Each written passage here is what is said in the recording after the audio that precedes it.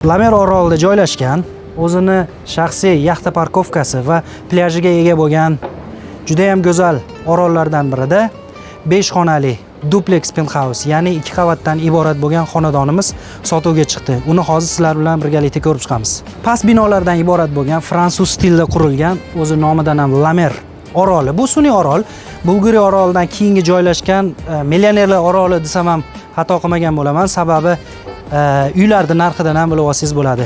Bu yerda sizni xususiy plyajingiz ko'rishingiz mumkin va pastida restoranlar yoki shopping mollar, shunga o'xshagan entertainmentlar joylashgan qismi va uni oldida yaxta parkovkasi.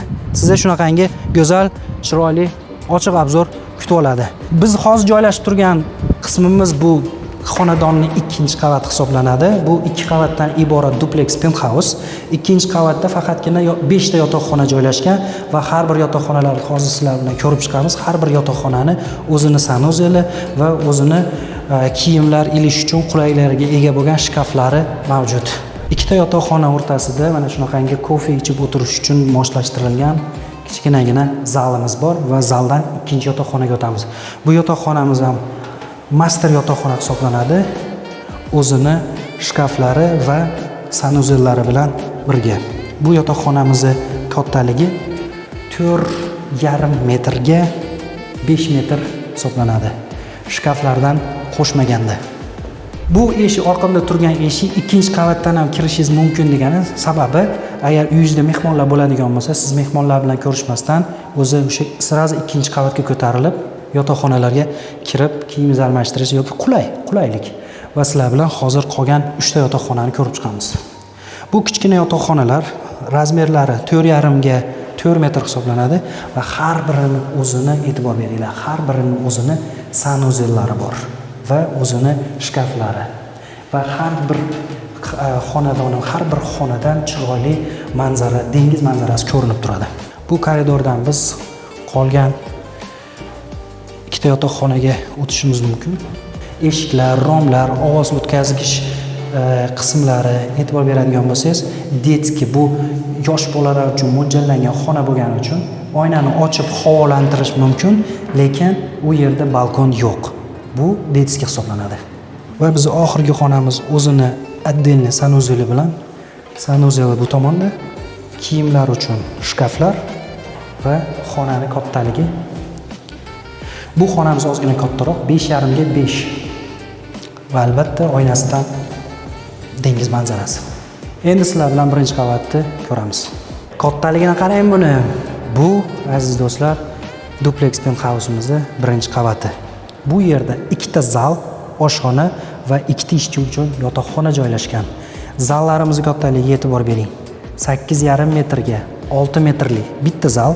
Bu oshxonaning oldida ovqatlanish uchun joy desak ham bo'ladi va bu joydan biz balkonga chiqishimiz mumkin. Va orqamda turgan ushbu katta zalimizning kattaligi 7 metrga 8,5 metr. Oshxonamizga e'tibor beradigan bo'lsak, oshxonamizni qulayligini va kattaligini e'tiborga oladigan bo'lsak, oshxonamizning razmeri 7 metrga 5 metr. Va buni orqasida o'sha ishchi yotoqxonasi. Ishchi yotoqxonasi menimcha e'tibor jalb qiladigan qismi emas, shuning uchun biz ko'rsatib o'tmaymiz. Ishchi yotoqxonasi o'zini sanuzeliga ega va o'zini yotog'iga ega. Va o'sha ishchi yotoqxonasidan siz laundry xonasi ham mavjud. Bu o'sha har bitta kirlarni yuvish uchun, alohida kir mashinalari o'rnatilishi uchun qulay qilib tashab ketilgan. Bu xonamizni biz endi nima deymiz, nyanya uchun deymizmi yoki uy ishchisi yoki shunga o'xshagan yoki mehmon uchun yotoqxona qilib qo'ysangiz ham bo'ladi. Bu xonani ham o'zini sanuzeliga ega, kattaligi ham 5 metrga 4 metr hisoblanadi. Va bundan keyin biz balkonga chiqishimiz mumkin. Terassani kattaligi juda ham katta emas, sababi bilasizlar, Dubayda asosiy mavsum issiq mavsum bo'lgani uchun Dubayda ko'pincha odamlar so'rashadi, terassasi, balkoni qanchalik kattalikda deb. Ko'rayotganlar, endi balkon qismimiz ham unchalik katta emas. 6 metrga 4 metr balkonimizning kattaligi va bu balkondan siz juda ham go'zal manzarani ko'rishingiz mumkin aziz do'stlar. Bu rayon o'zi aslida oila uchun yashashga juda ham moslashtirilgan. To'g'ri, bu sun'iy orolda qurilgan bo'lganiga qaramasdan oila uchun juda ham qulay bo'lgan sharoitlari bor.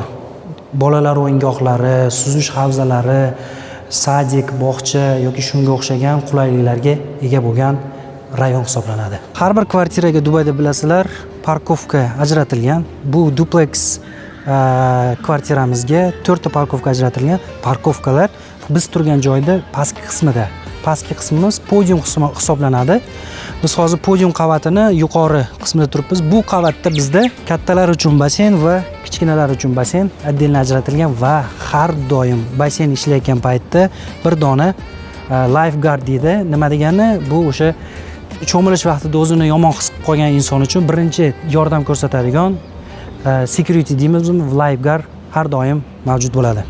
Bu yog'iga yuradigan bo'lsak, bizda pastki qavatga Grand floor qavatiga tushadigan bo'lsak, Grand floor qavatimizda detskiy plashatka va restoranlar, ko'ngilochar barcha entertainment qismi bu joyda Grand floorda joylashgan.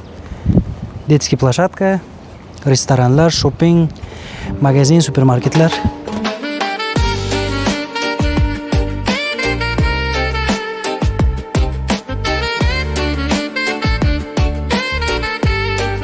Sport va sog'lom hayotni yaxshi ko'radigan mijozlar uchun ham zo'r qulayliklar yaratilgan. E'tibor beradigan bo'lsangiz, hamma qulayliklar, hamma jihozlar hali yangi, sababi uyimiz qurib bitkizilganiga atiga 1 oy bo'lgan. Kimga to'liqroq ma'lumot kerak bo'ladigan bo'lsa, bemalol murojaat qilishlari mumkin.